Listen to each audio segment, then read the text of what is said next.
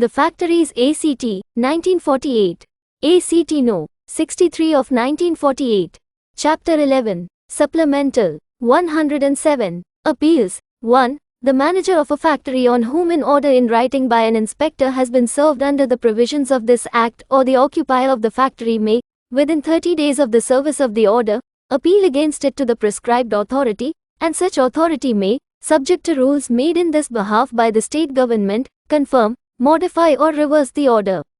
2. Subject to rules made in this behalf by the state government, which may prescribe classes of appeals which shall not be heard with the aid of assessors, the appellate authority may, or if so required in the petition of appeal shall, hear the appeal with the aid of assessors, one of whom shall be appointed by the appellate authority and the other by such body representing the industry concerned as may be prescribed. Provided that if no assessor is appointed by such body before the time fixed for hearing the appeal, or if the assessor so appointed fails to attend the hearing at such time, the appellate authority may, unless satisfied that the failure to attend is due to sufficient cause, proceed to hear the appeal without the aid of such assessor or, if it thinks fit, without the aid of any assessor. 3. Subject to such rules as the state government may make in this behalf and subject to such conditions as to partial compliance or the adoption of temporary measures as the appellate authority may in any case think fit to impose, the appellate authority may, if it thinks fit, suspend the order appealed against pending the decision of the appeal. 108. Display of notices. 1. In addition to the notices required to be displayed in any factory by or under this Act, there shall be displayed in every factory a notice containing such abstracts of this Act and of the rules made thereunder as may be prescribed, and also the name and address of the inspector and the certifying surgeon. 2. All notices required by or under this Act to be displayed in a factory shall be in English and in a language understood by the majority of the workers in the factory, and shall be displayed at some conspicuous and convenient place at or near the main entrance to the factory, and shall be maintained in a clean and legible condition. 3. The chief inspector may, by order in writing served on the manager of any factory, require that there shall be displayed in the factory any other notice or poster relating to the health, safety or welfare of the workers in the factory. 109. Service of notices. The state government may make rules prescribing the manner of the service of orders under this Act on owners, occupiers or managers of factories. 110. Returns. The state government may make rules requiring owners, occupiers or managers of factories to submit such returns, occasional or periodical, as may in its opinion be required for the purposes of this Act. 111. Obligations of workers. 1. No worker in a factory shall willfully interfere with or misuse any appliance, convenience or other thing provided in a factory for the purposes of securing the health, safety or welfare of the workers therein.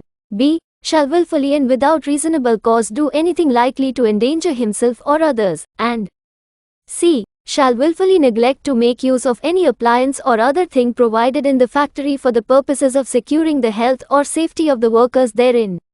2. If any worker employed in a factory contravenes any of the provisions of this section or of any rule or order made thereunder, he shall be punishable with imprisonment for a term which may extend to 3 months, or with fine which may extend to 100 rupees, or with both. 111a.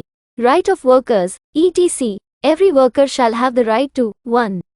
Ins. By Act 20 of 1987, S. 41, W. A. F. The 1st of December 1987.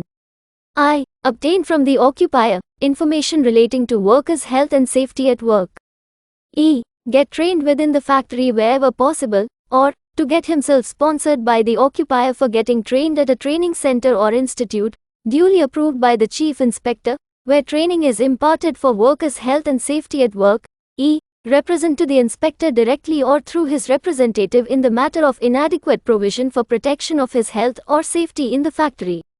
112. General power to make rules. The state government may make rules providing for any matter which, under any of the provisions of this Act, is to be or may be prescribed or which may be considered expedient in order to give effect to the purposes of this Act. 113. Powers of Centre to give directions. The central government may give directions to a state government to the carrying into execution of the provisions of this Act. 114. No charge for facilities and conveniences.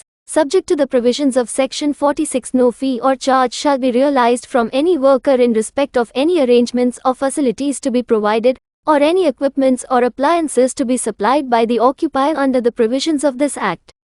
115. Publication of Rules. 1.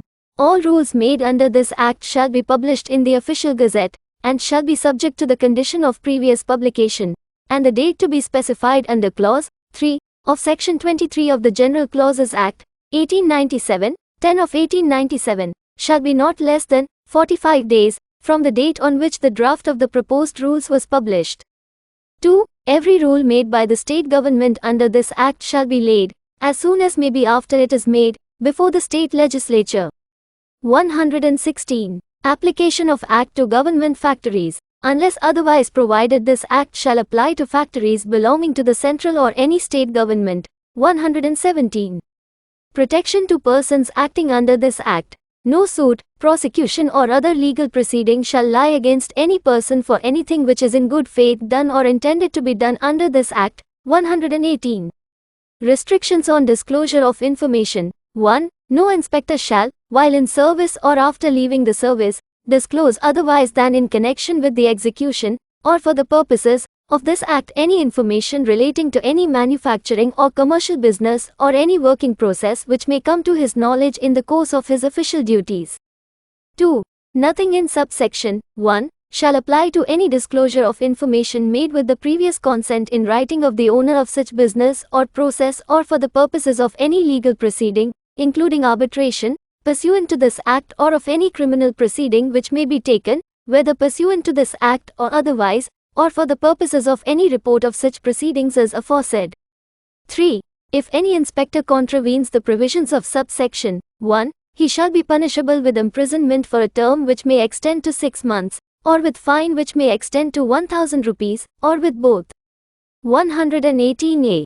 Restriction on disclosure of information. 1. Every inspector shall treat as confidential the source of any complaint brought to his notice on the breach of any provision of this Act.